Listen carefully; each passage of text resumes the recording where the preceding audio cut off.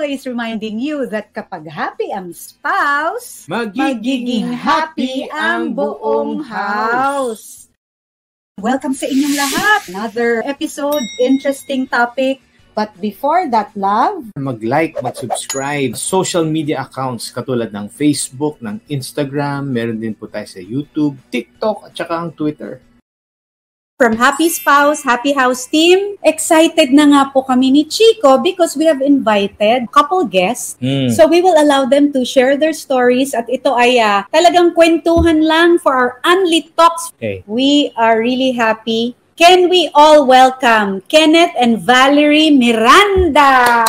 Hi mga inaanak! Papakwento kami sa inyo, mga bagay-bagay, kasi alam nyo ba kung bakit? Kasi marami tayong mga couples na nakikinig. Mga younger couples or even the older couples sigurado makaka-relate at may matututunan din sa inyo. Naman. Okay? Unahin muna natin. Bigyan nyo naman kami ng brief background lang ng inyong love story. Paano ba kayo nagkakilala? We met sa school in college. Isang subject lang kasi irregular siya before. And syempre block section po kami. Naging friends, we're friends. We have common friends from school. And then, walang anything, walang mali siya. Walang special pa noon. Normal lang, nadadaanan. We're both working students Working students. Mas kumikita siya. Kaya pag nakikita ko, "Hoy, Miranda, libre mo naman ako sa baba ng merienda." Ganyan. Tapos siya naman, libre naman. Wala, friends lang po talaga. Walang anything. Pero ano yung pinaka-first impression mo talaga sa kanya? And ikaw din, Kenneth? Sa akin po, normal lang po. Wala, hindi ko naman po masabing suplada kasi siya po yung unang bumabati sa akin. Nung una, hindi po niya pinapansin kasi baka Englishin tayo nito. Sa akin, yung impression ko naman sa kanila, normal lang. Hindi mo naman papansinin kasi isang subject mo lang naman. Ayun po yung sa akin. After the first impression, paano nabuo yung pag-iibigan yung dalawa? After 2 years pa bago nag-click po. Ganun pa katagal? Yes po. Mga kaklase ko po sila, second year college na po. Naging kami lang po kasi after graduation na develop po, gumagawa kami ng pieces before. It happened na yung mga ka-group namin, working student din. Hindi nagtatagpo yung schedule. Parang kami siya yung nakikita ko, "Uy, patulong naman." Kasi nga matalino po siya eh. So, patulong ako sa kanya. Yun doon na po nag-start na lagi kaming magkasama. Ano yung turning point na tumibok ang puso nyo talaga sa isa't isa? Yun. Dahil kasi lagi mo kasama, hindi mo napapansin. May something na po pala. Hindi po siya love at first sight. Ilang years kayong mag-boyfriend-girlfriend, tapos ano yung story doon bago kayo yung nag-decide na magpakasal? Naging kami po kasi 2030, 2 days before the graduation kasi nag-ask siya, baccalaureate mass po namin eh. Ayun, sinagot naman since March. Tapos parang in 4 months, umalis siya dito sa South. Pumunta siya sa Cubao.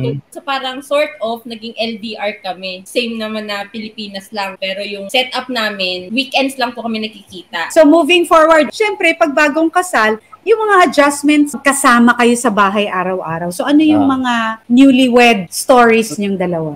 For me, sa bahay, maliit na lang yung adjustment for me. Kasi yung family ko nandito lang sa kabilang house po. Challenges lang dun sa adjustment ay yung kanya po. Since siya po yung nadagdag sa family, yung adjustment niya. So, iniwan ko na po yung family ko for him since kami na po yung family. Siguro para po ako na culture shock. Maingay po kaming pamilya eh. Magugulo po kami. Pero dito po sa kanila, tahimik lang.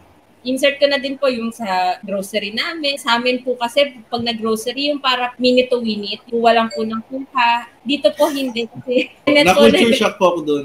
First time ko po kami mag-grocery, naubabot ng 5 digits po yung grocery. Kasi po syempre nagsisimula wala kayong toyo, suka, lahat bibilhin mo po from scratch. Yun na din po yung unang parang argument namin na, so ayun po yung mga adjustments namin newlywed. One of the major adjustment, the finances. Perfect nga yan eh. At least magkaiba.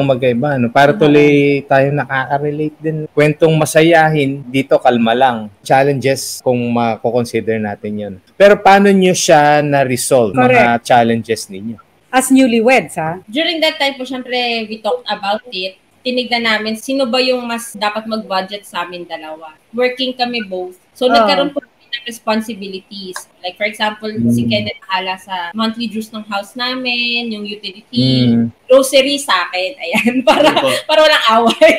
Ganun po yung naging set up. Oo. Kaya po siya napag-uusapan. Since meron po kasi, sa akin po, nakalist na po yung mga dapat for this pay cut-off, for this pay period, ito na po yung list na babayaran.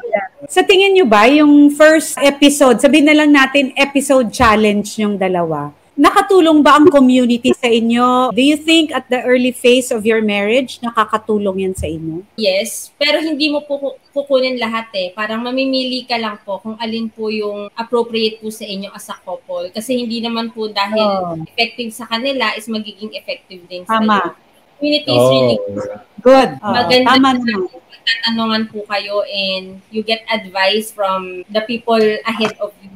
Isa pa po siguro yung foundation din. It's important na habang single ka, you know kung saan ka next nadadalhin ni God. And from that, kailangan binubuo mo na yung foundation mo, hindi puro gimmick lang tayo. Maganda naman yung travel, you have to experience that while you're single. Pero kapag in a marriage set up ka na, you should have known na, oy, ito, yung sinasabi ng mga matatanda na ang pag-asawa hindi parang bigas na pag sinubo mo, pwede mong iluwa. Ayun, gano'n. So, kailangan prepare ka for that. And I think in our church, no, Pastor Chico, we have talks like that, seminars where singles can find it helpful kapag dumating na sila sa season na may na-notice na akong pattern na tungkol sa kanila. Balanse talaga silang dalawa eh. Parehong may practical side. Alam nila yung principles, alam nila paano i-apply yung practical. Na mag-work sa kanila. Oo, mag-work. Alam nyo yun, yung challenge nila na, wow, at least one of the top 3, money matters. O, kita mo, kaagad na experience nila with a simple parang quiz about grocery.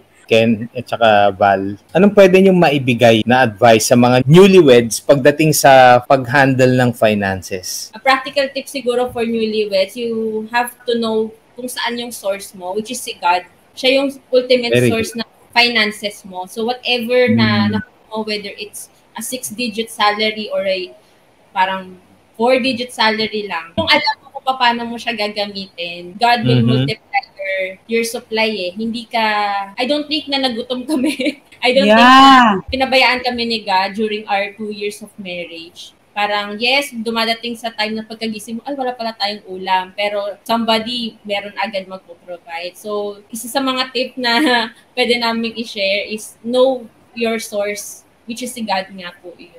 Perfect. Galing. Oo. So, paano nyo binabalanse, kayong dalawa, Kenneth, yung work and family life balance ninyo? Mga practical tips as new parents din dyan. Support nyo lang yung, kung ano yung schedule nila. Meron siyang task, merong katulad yan sa Victory nag-work, merong mga event. Support mo siya na just in case na meron kang time na pwede mo sila ihatid, stay para kapag ka meron siyang need, nandun ka, nagkakataon na yung event, wala kang pasok.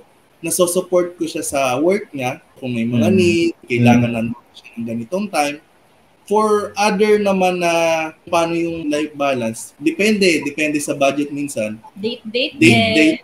Once a week, twice a month, date kayo kahit sa hindi fancy restaurant, yung pasok sa budget na mga restaurant. Find time for each other kahit mahirap. You have to work on your schedules. Both you have to support each other's, hindi lang sa schedule eh, yung kung ano yung gagawin niya for that. And time din to rest, importante din po yun. And yung hobbies nyo together, para mabalance lang din po, hindi puro work, hindi rin puro play lang. So you have to balance. Pag may baby kasi, alam niyo naman, mahirap po yan. Pero time pa din to be with them, sa kids. Time na wala. So you could talk.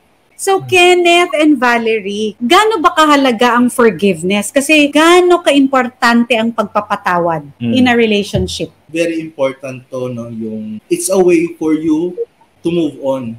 Kasi kung hindi ka makakapag-move on, hindi ka makakapag-move forward for future.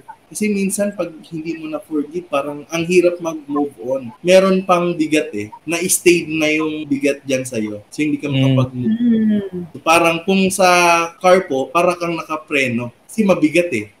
Hindi ka makapag-move forward sa future mo. For me, very important. Hindi lang siguro sa aspect of marriage, pero kahit saan, ano man yung fault sa'yo ng person. Tulad sinabi ni Kenneth, you can't really move forward kung ano yung goal mo, kung parang may naiiwan ka dito na unresolved issue.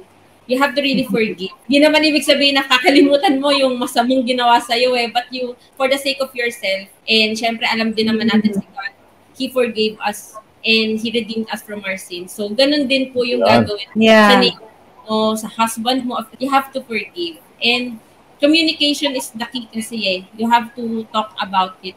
Hindi pwedeng dahil may offend, hindi na kayo nagkibuan. Sa araw nyo naging linggo, naging isang buwan na.